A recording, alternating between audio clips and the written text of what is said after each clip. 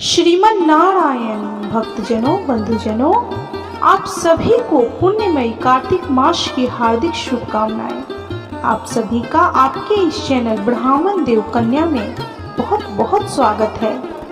आज हम इस वीडियो में कार्तिक मास महात्म्य के छठे अध्याय का श्रवण करेंगे। यदि आपने इससे पहले के अध्यायों का श्रवण नहीं किया है तो उनका लिंक डिस्क्रिप्शन बॉक्स में दिया हुआ है। आप उन कथाओं का श्रवण अवश्य कर लें, जिससे आपके जीवन में सुख शांति समृद्धि पुत्र पौत्र धन लक्ष्मी की प्राप्ति हो सके। तो चलिए अब हम छठे अध्याय व्रत की कथा सुनते हैं। बोलिए जय श्री कृष्णा, जय श्री कृष्णा, जय श्री कृष्णा।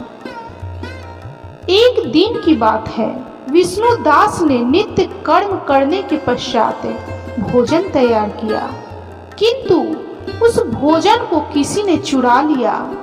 चुराने वाले पर किसी की दृष्टि नहीं पड़ी। विष्णुदास ने देखा भोजन गायब है, फिर भी उन्होंने दोबारा भोजन नहीं बनाया, क्योंकि ऐसा करने पर सायंकाल की पूजा के लिए अवकाश नहीं मिलता। अतः प्रतिदिन के नियम के भंग हो जाने का भय था। दूसरे दिन उसी समय पर भोजन बनाकर वे ज्यों ही भगवान विष्णु को भोग लगाने के लिए गए, त्यों ही कोई आकर फिर सारा भोजन हड़प ले गया। इस प्रकार लगातार 7 दिनों तक कोई आकर उनके भोजन का अपहरण करता। इससे विष्णुदास को बड़ा विस्मय हुआ। वे मन ही मन इस प्रकार विचार करने लगे, अहो यह कौन प्रतिदिन आकर मेरी रसोई चुरा ले जाता है। मैं क्षेत्र संन्यास ले चुका हूँ, अतः अब किसी तरह इस स्थान का परित्याग नहीं कर सकता। यदि दोबारा बनाकर भोजन करूँ तो सायंकाल की यह पूजा कैसे छोड़ दूँ। कोई सा भी पाक बनाकर मैं तुरंत भोजन तो करूँगा ही नहीं, क्योंकि जब तक सारी सामग्री भगवान श्री हरि विष्णु को निवेदन न कर लूं, तब तक मैं भोजन नहीं करता। प्रतिदिन उपवास करने से मैं इस व्रत की समाप्ति तक जीवित कैसे रह सकता हूँ। अच्छा, आज मैं रसोई की भली भांति रक्षा करूँगा। यूँ सोचकर भोजन बनाने के पश्चात वे वहीं कहीं छिपकर खड़े हो गए। इतने में एक चांडाल दिखाई दिया, जो रसोई का अन्न हड़प ले जाने को तैयार खड़ा था। भूख के मारे उसका सारा शरीर दुर्बल हो रहा था। मुख पर दीनता छा रही थी। शरीर में हाड़ और चमड़े के सिवा और कुछ बाकी नहीं बचा था। उसे देखकर श्रेष्ठ ब्राह्मण विष्णुदास का हृदय करुणा से व्यथित हो उठा। उन्होंने भोजन लेकर जाते हुए चंडाल पर दृष्टि डाली और कहा, भैया जरा ठहरो ठहरो, क्यों रूखा सूखा खाते हो, यह घी तो ले लो। इस तरह बोलते हुए विप्रवर विष्णुदास को आते देखे चंडाल बड़े वेग से भागा और भय से मूर्छित होकर गिर पड़ा। चंडाल को भयभीत और मूर्छित देखे द्विज श्रेष्ठ विष्णुदास बड़े वेग से चलकर उसके पास पहुंचे और करुणावश अपने वस्त्र के किनारे से उसको हवा करने लगे। तदंतर जब वह उठकर खड़ा हुआ तो विष्णुदास ने देखा वह चांडाल नहीं, बल्कि साक्षात भगवान श्री हरि विष्णु नारायण ही शंख चक्र और गदा धारण किए सामने विराजमान हैं। कटी में पीताम्बर, 4 भुजाएं, हृदय में श्री वत्स का चिन्ह तथा मस्तक पर किरीट शोभा पा रहे हैं। अलसी के फूल की भांति श्याम सुंदर शरीर और कौस्तुभ मणि से जगमगाते हुए वक्ष स्थल की अपूर्व शोभा हो रही है। अपने प्रभु को प्रत्यक्ष देखकर द्विज श्रेष्ठ विष्णुदास सात्विक भावों के वशीभूत हो गए। वे स्तुति और नमस्कार करने में भी समर्थ न हो सके। उस समय वहां इंद्र आदि देवता भी आ पहुंचे। गंधर्व और अप्सराएं गाने और नाचने लगी। वह स्थान सैकड़ों विमानों से भर गया और देव ऋषियों के समुदाय से सुशोभित होने लगा। चारों ओर गीत और वाद्यों की ध्वनि छा गई। तब भगवान श्री हरि विष्णु ने सात्विक व्रत का पालन करने वाले अपने भक्त विष्णुदास को छाती से लगा लिया और उन्हें अपने ही जैसा रूप देकर वे वैकुंठ धाम को ले चले। उस समय यज्ञ में दीक्षित हुए राजा चोल ने देखा विष्णुदास एक सुंदर विमान पर बैठकर भगवान श्री हरि विष्णु के समीप जा रहे हैं। विष्णुदास को वैकुंठ धाम में जाते देखे राजा ने तुरंत ही अपने गुरु महर्षि मुद्दल को बुलाया और इस प्रकार कहना आरंभ किया। राजा बोले, हे मुनीश्वर, जिसके साथ लाग डांट होने के कारण मैंने यह यज्ञ दान आदि कर्म का अनुष्ठान किया, वह ब्राह्मण आज भगवान श्री हरि विष्णु का रूप धारण करके मुझसे पहले ही वैकुंठ धाम में जा रहा है। मैंने इसे वैष्णव याग में भली भांति दीक्षित होकर अग्नि में हवन किया और दान आदि के द्वारा ब्राह्मणों का मनोरथ पूर्ण किया, तथापि अभी तक भगवान मुझ पर प्रसन्न नहीं हुए और इस ब्राह्मण को केवल भक्ति के ही कारण श्री हरि विष्णु ने प्रत्यक्ष दर्शन दिया है। अतः जान पड़ता है कि भगवान श्री हरि विष्णु केवल दान और यज्ञों से प्रसन्न नहीं होते। उन प्रभु का दर्शन कराने में भक्ति ही प्रधान कारण है।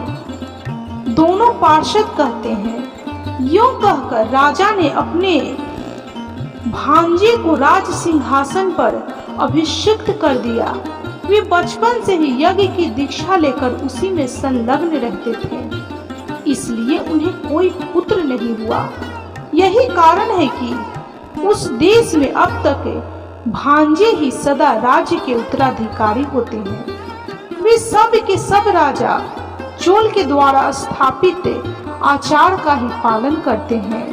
भांजे को राज्य देने के पश्चात राजा यज्ञशाला में गए और यज्ञ कुंड के सामने खड़े होकर भगवान श्री हरि विष्णु को संबोधित करते हुए 3 बार उच्च स्वर से निम्नांकित वचन बोले। भगवान श्री हरि विष्णु, आप मुझे मन, वाणी, शरीर और क्रिया द्वारा स्थिर भक्ति प्रदान कीजिए। यूं कहकर वे सबके देखते देखते अग्नि में कूद पड़े। उस समय मुद्गल मुनि ने क्रोध में आकर अपनी शिखा उखाड़ डाली। तभी से आज तक उस गोत्र में उत्पन्न होने वाले समस्त मुद्गल ब्राह्मण बिना शिखा के ही रहते हैं। राजा ज्यों ही अग्नि कुंड में कूदे, उसी समय भक्त वत्सल भगवान श्री हरि विष्णु प्रकट हो गए और उन्होंने राजा को छाती से लगाकर एक श्रेष्ठ विमान पर बिठाया। फिर अपने ही समान रूप देकर उन देव देवेश्वरों ने देवताओं सहित वैकुंठ धाम को प्रस्थान किया। उक्त दोनों भक्तों में जो विष्णुदास थे, वे तो पुण्यशील नाम से प्रसिद्ध भगवान के पार्षद हुए, तथा जो राजा चोल थे उनका नाम सुशील हुआ। हम वही दोनों हैं। लक्ष्मी जी के प्रियतम भगवान श्री हरि ने हमें अपने समान रूप देकर अपना द्वारपाल बना लिया है। इसलिए धर्मा के ब्राह्मण तुम भी सदा भगवान श्री हरि विष्णु के व्रत में स्थित रहो। मात्सर्य और दंभ का परित्याग करके सर्वत्र समान दृष्टि रखो। तुला, मकर और मेष की संक्रांति में सदा प्रातः काल स्नान किया करो। एकादशी के व्रत में लगे रहो और तुलसी वन की रक्षा करते रहो। ब्राह्मणों, गौओं तथा वैष्णवों की सदा ही सेवा करो। मसूरी, कांजी और बैगन खाना छोड़ दो। धर्मदत्त, ऐसा करने से तुम भी शरीर का अंत होने पर भगवान श्री हरि विष्णु के परम पद को प्राप्त करोगे। जैसे हम लोगों ने भगवान की भक्ति से ही उन्हें पाया है, उसी प्रकार तुम भी उन्हें प्राप्त कर लोगे। तुमने जन्म से लेकर अब तक जो श्री हरि विष्णु को संतुष्ट करने वाला यह व्रत किया है, इससे यज्ञ, दान और तीर्थ भी बड़े नहीं हैं। हे विप्रवर, तुम धन्य हो, क्योंकि तुमने जगत गुरु भगवान श्री हरि विष्णु को प्रसन्न करने वाले इस व्रत का अनुष्ठान किया है, जिसके एक भाग का पुण्य पाकर ही प्रेत योनि में पड़ी हुई कलहा मुक्त हो गई। अब हम लोग इसे भगवान विष्णु के लोक वैकुंठ लोक में ले जा रहे हैं। नारद जी कहते हैं, नारायण नारायण। हे राजन, इस प्रकार विमान पर बैठे हुए विष्णु के दूतों ने धर्मदत्त को उपदेश देकर कलहा के साथ वैकुंठ धाम की यात्रा की।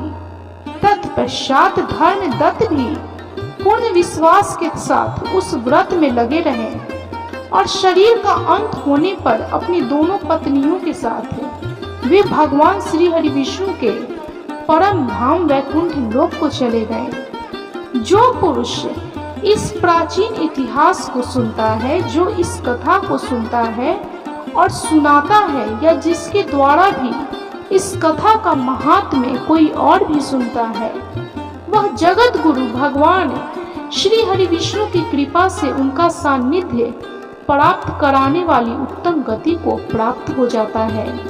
भक्तजनों, बंधुजनों, इस प्रकार कार्तिक मास महात्म्य के 6ठे अध्याय की यह कथा संपन्न हुई। इस कथा को सुनने वाले सभी भक्तों पर भगवान श्री हरि विष्णु अपनी असीम कृपा बरसाएं। उनके जन्म जन्मांतर तक के सभी दुखों को, सभी कष्टों को, सभी पापों को दूर करके उनके जीवन में सुख, शांति, समृद्धि, धन, वैभव, पुत्र, पौत्र, धन, लक्ष्मी प्रदान करें।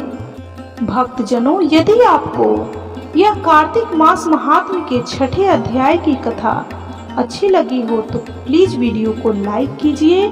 चैनल पे यदि नए हैं तो कृपया चैनल को सब्सक्राइब करें, बेल आइकन को प्रेस करना बिल्कुल भी ना भूलें। कमेंट में जय श्री कृष्णा, श्री राधे राधे अवश्य लिखें।